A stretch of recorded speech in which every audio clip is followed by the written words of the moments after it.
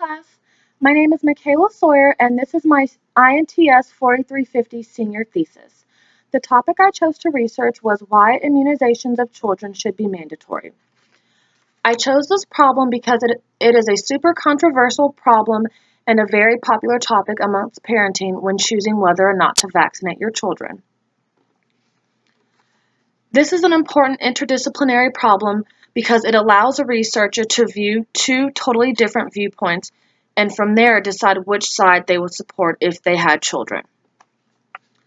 The two disciplines I used were organizational leadership and sociology.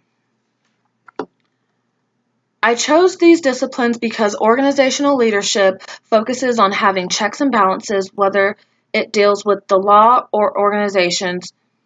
Organizational leadership is there to avoid the abuse of power and to hold accountability. The purpose of my sociology discipline was to analyze how humanity interacts with the world around them, along with creating meaning to societal trends that develop through those interactions. So now I'm going to discuss the most important high points of my discipline, starting with organizational leadership. With organizational leadership, one of my articles, the author's last name was Lobo, and it was written in 2016, and he stated that lawmakers have a responsibility to either strengthen or refashion the mandatory vaccination laws in order to ensure public safety from serious preventable diseases. According to Darden in 2015, which was another article I had read to use throughout my research, children are among our most vulnerable citizens. They do not have fully developed immune systems nor decision-making powers independent of their parents under the law. Now I will move on to sociology. One article I read when I was talking about my sociology disciplines was by Christine Parkins, and it was written in 2012. As increasing numbers of parents across the United States are taking advantage of their state's philosophical and religious exemptions from mandating childhood vaccines, the risk to the health of their communities is growing. Now I will move on to my findings.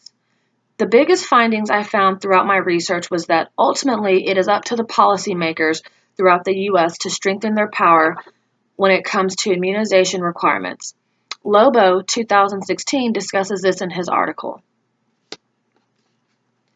Another important finding I found in my research was that by allowing so many philosophical and religious exemptions, people amongst the herd immunity are ultimately putting the entire community's health at risk.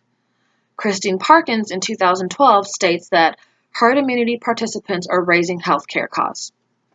And throughout her article, she had mentioned how because members of the herd immunity who choose not to vaccinate their children, because they are raising healthcare costs and they choose not to vaccinate their children, it puts so many more people who are not a part of the herd community at risk, sometimes bigger than the number of people that actually are a part of the herd community. Lobo 2016 also suggested that by limiting parents' religious exemptions to only genuine and sincere religious beliefs, then the strengthening power of the immunization requirements would go up. They would do away with philosophical exemptions entirely, and because so many people either go with philosophical or religious, I won't say excuses so much, but more so reasons as to why they choose not to vaccinate. It almost makes it really easy for basically any parent to say, I don't want to vaccinate my child because, I just believe that it could lead to autism, or because of my philosophical beliefs, and they necessarily don't have to state them. They might say, I don't want to vaccinate because due to my philosophical beliefs, I just feel that it wouldn't bring any benefit to my child. One factor that I found interesting throughout all of my research that led parents to choose whether or not they would participate in vaccinating their children or would not participate, were based off of race, education, and school characteristics.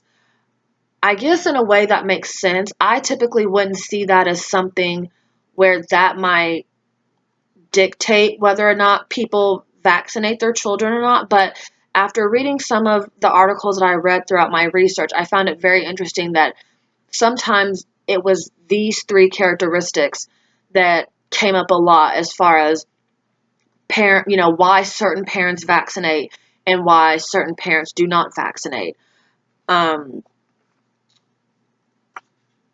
Another article that I read by Yang, Delameter, Leslie, and Mello, written in 2016, found that personal belief exemptions, or PBEs, as they were stated throughout their article, were more common in areas that had a higher percentage of Caucasian race, along with a higher annual household income. And I found that very interesting because, my mom works in a school district and she is in charge of getting all students enrolled. And so with enrolling a new student or enrolling a child for the first time to start kindergarten, so maybe they've been at daycare, maybe like a private school / daycare system, my mom is in charge of ensuring that parents can have proof of address, but also they must have their shot records to be able to present to my mom in order for my mom to enroll that child. Now, based off of what my mom told me, if parents choose not to vaccinate their children, then my mom needs proof of what vaccines they will have or will not have. And there is a form that they must go on and fill out. I want to believe it's from the Texas Health and Human Services Department. I'm sure it's different in every state, but in our state, obviously, they would go through the Texas Health and Human Services Department. And there's a form that they must fill out that pertains to being exempt from vaccinations. Some school districts allow you to still vaccinate your children. Some school districts do not. I wasn't able to specify that with my mom, but from what she did tell me, there is a certain protocol that she must go through in order to enroll them, and having their shot records present at the time of registration. So therefore they cannot bring them later. They can't verbally tell my mom, oh yes, my child has been vaccinated. She needs annual proof of that because she herself has to go in and document that they have, X, Y, and Z shot, or they're lacking this shot. And that must be filed within the school district and filed within the state. Now I will move on to my conclusions. The way this study provided a new perspective and conclusion was through understanding the serious societal implications of not having vaccinated members in your society. While having personal preferences is ideal, when it comes to making decisions that impact society at large, one must understand that you have to sacrifice personal choice if it is what is best for the whole community. I support my conclusion because after going through all the research that I found, I truly feel like how you run your household, it is okay up until you walk outside and your entire household is exposed to the rest of the community.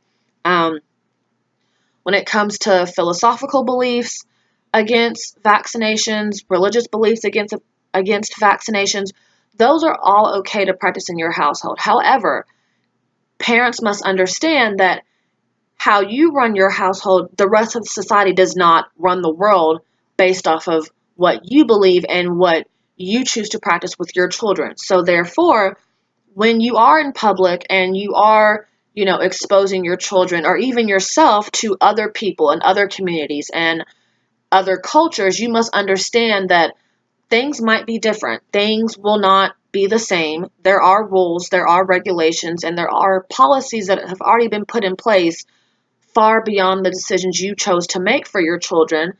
So at that point, you either must abide by them or understand that, there are consequences or there are results that come based off of what you choose or choose not to do. Also, in my conclusions, I ultimately found it difficult for both parties to agree that vaccinations are not dangerous or could cause autism.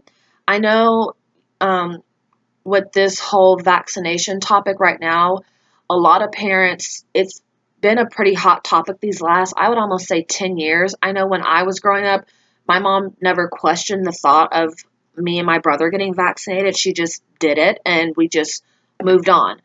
Have they caused any serious health issues or have we had any learning disabilities because of this? I don't think so. But some parents believe that, with certain vaccinations, it can cause cognitive disabilities, it can cause learning disabilities, it can, stunt growth or, mess with their child growing successfully and thinking and learning and socializing successfully. Um, the government has a responsibility to hold people and parents to the expectations to vaccinate their children in order to keep public health on track. And I would agree with that, as I mentioned that in my conclusion. Ultimately, I finished my conclusion by stating that the greater good of the community will always be superior to personal belief, lifestyle choices. I think it's the government's responsibility to make sure that we understand that sometimes we have to make decisions that not everyone will be on board with, but it's what is best for everyone to ensure that we are not putting several people or several children at risk all because one person or two people or 100 people disagree with a decision that the government makes. Now, are there some vaccinations that I find a little skeptical? Yes, but for the most part, I feel like the vaccinations are only there to help protect our children. They're not there to hurt our children.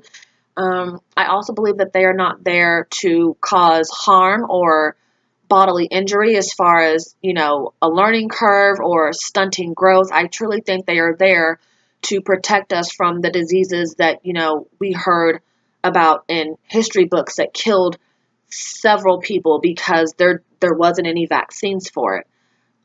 Ultimately, I would say I found this research and this topic really interesting. Because I work in a school district, I support vaccinations and I feel like they are a positive rather than a negative. And it was really interesting to finally, learn more about vaccinations and why people have the beliefs that they do have and why people make the choices that they do make. So thank you for listening to my presentation.